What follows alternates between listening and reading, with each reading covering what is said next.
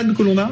D'abord, quand vous parlez de droite et de gauche à l'AIPAC, il faut bien comprendre qu'aujourd'hui, l'AIPAC n'est pas aussi consensuelle qu'elle le fut dans le passé. Il y a même eu des démonstrations aujourd'hui, des manifestations d'organisations juives de gauche à l'entrée de l'AIPAC, justement pour dire nous ne sommes pas représentés par cette organisation.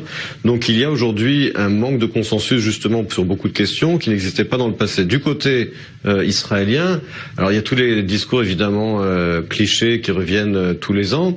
En ce qui concerne les discours les plus importants, c'est toujours ceux des dirigeants en fait. Le président américain, le premier ministre israélien.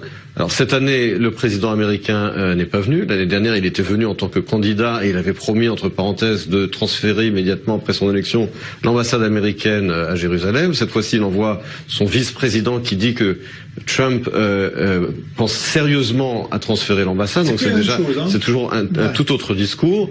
Et du côté israélien, Netanyahou n'est même pas venu. Donc ça aussi, c'est un signe que il n'est quelque pas chose venu parce que, entre autres, il y a aujourd'hui un véritable problème dans les négociations entre l'administration américaine et le gouvernement israélien sur l'exigence qui est celle de Trump d'avoir un gel des implantations au-delà des 3 blocs d'implantation, chose que Netanyahou se refuse de faire par calcul politique, tout simplement parce que c'est pas quelque chose qui pourrait faire passer dans sa coalition actuelle.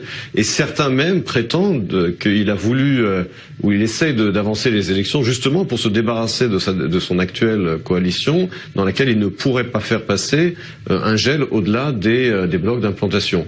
Bien entendu, venir à l'AIPAC pour le Premier ministre israélien, la conférence a lieu à Washington, il ne peut pas être là-bas sans rencontrer le président américain alors qu'il l'a rencontré récemment, alors même qu'on sait qu'il y a ce problème sur les négociations entre les deux pays. Ouais. Nadia Ellis, vous avez écouté